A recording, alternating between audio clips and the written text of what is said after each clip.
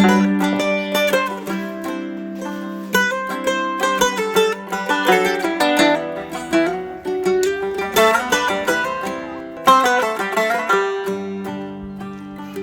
everyone, thank you so much for joining me again over here at Kipko Family Homestead as I take you along around my day and around my home as I care for my family, my household, and just give you a glimpse into what it's like to be fully immersed into just slow, simple country living.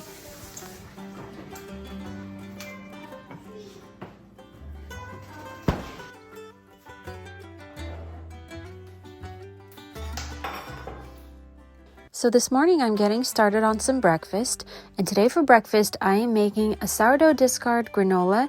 Today I will be serving it as a cereal. A couple of videos back I shared a plain regular granola recipe, which is great, but I have been loving this sourdough discard granola recipe lately, and that's what I've been making for my family instead. Thanks to one of my viewers that commented and suggested that I try making a sourdough discard granola. Thank you for that suggestion. I absolutely love it, and I'm so glad that I tried it. And as I've mentioned in previous videos, I would love to hear your guys' comments, suggestions. I think it's really great to support one another and just give each other tips and advice. And I'm here to encourage and inspire you. And I love any tips and suggestions that I get back also that I can share with the rest of my viewers. What's nice about having this sourdough discard granola is I can make a large batch, and then once it cools, I can store it in jars with just a tight lid on the top, and it's literally like a stored cereal in my pantry, and I love that. And in the mornings, sometimes if we're trying to just get through breakfast quickly, or if we're running behind, or for various reasons, or I just don't feel like making a hot breakfast, it's really nice to be able to reach into that pantry, just grab this jar of homemade granola and use it for yogurt parfaits, or use it as a cereal.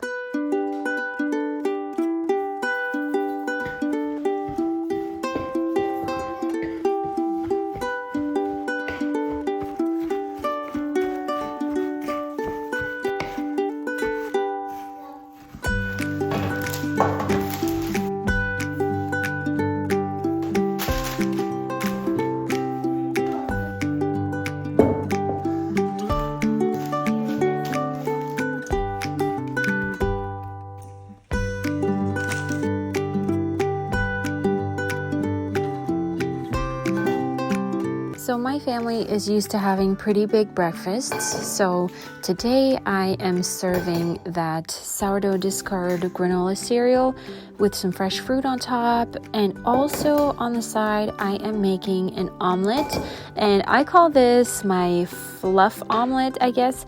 It's a new way that my sister who was just here over the weekend, she taught me how to kind of make it differently, and I really loved the texture. So basically you just put everything into a bowl, the cheese, the eggs, the whatever veggies you want to put, and then just season it. I used salt, paprika, and peppers, and then I also added in, for fresh herbs, I put in green onions. And you just mix it all up, and then when you're cooking it, the key is to not stir it how I usually make it scrambled, or like a regular omelet where it's completely not broken up. The key is to just make these kind of gestures where you're just kind of like picking it up, but not really letting it break too much, and it creates this delicious texture. I can't even describe it. It's just like really cheesy and really fluffy. For the granola on the blog, I put, I think 25 minutes of cook time. I increase ours a little bit just because my family likes it more toasted. So if you like yours more toasted, just add 2 to 5 more minutes.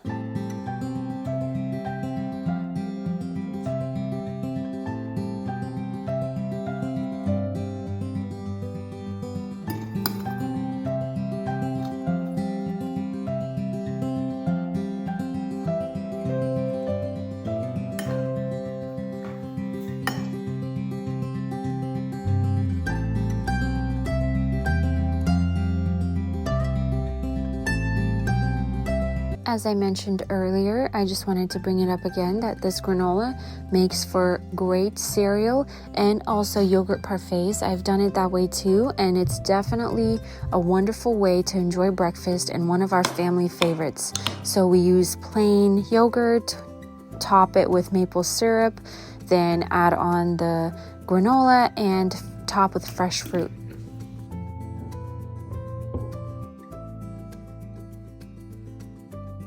For lunch today, I am serving some fresh sourdough bread with a side of reheated soup that I made the other day.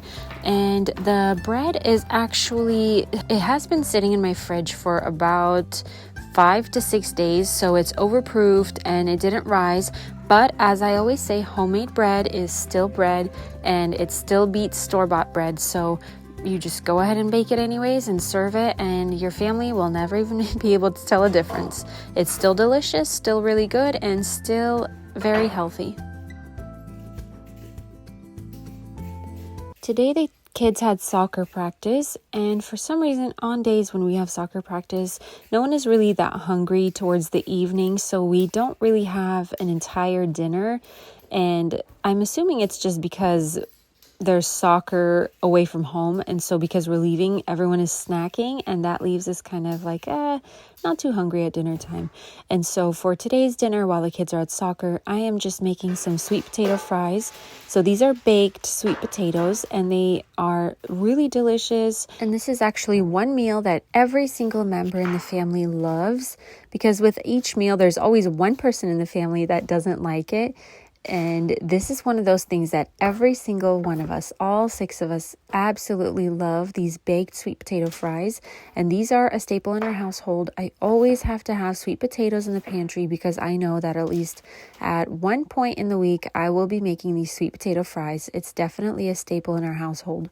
One thing that I really love about making these is that you can serve them just by themselves with a dip or some veggie on the side, or with a meat, but they're just so great because they're so easy to make. You just peel and cut the potato, oil it, season it, bake it for about 30 to 35 minutes, and that's it. You're done, and they're ready to eat right away.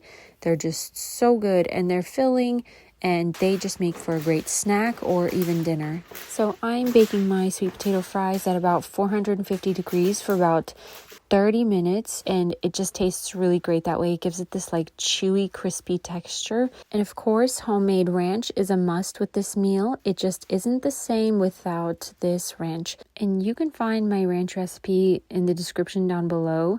There's a link there where you can follow the recipe step by step, and I have all the details there on my website. But ranch really is so super easy to make. All that my ranch recipe is just homemade mayo, fresh squeezed lemon juice, milk, garlic powder, black pepper, and a little bit more salt if your mayo isn't quite salty enough.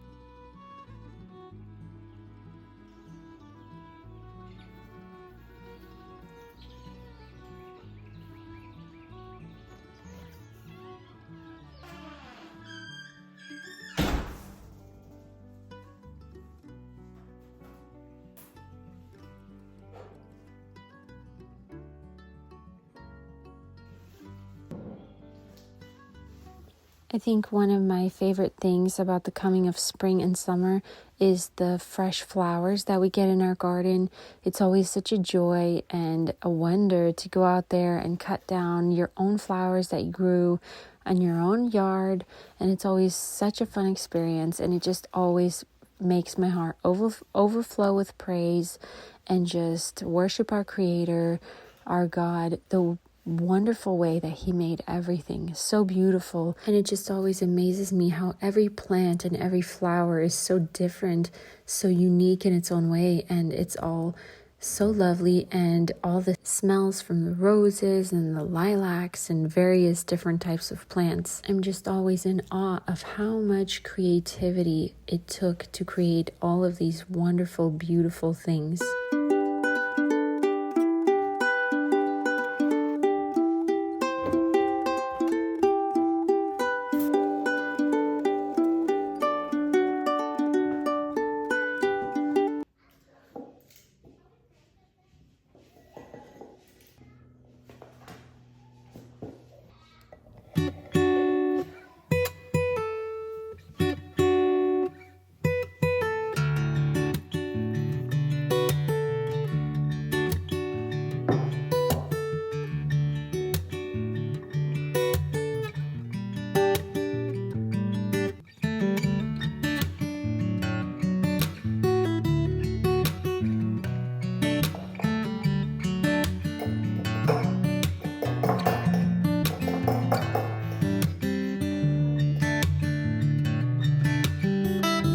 Once again, thank you so much for watching this video, and if you're not already subscribed, please consider doing so, and don't forget to share this video.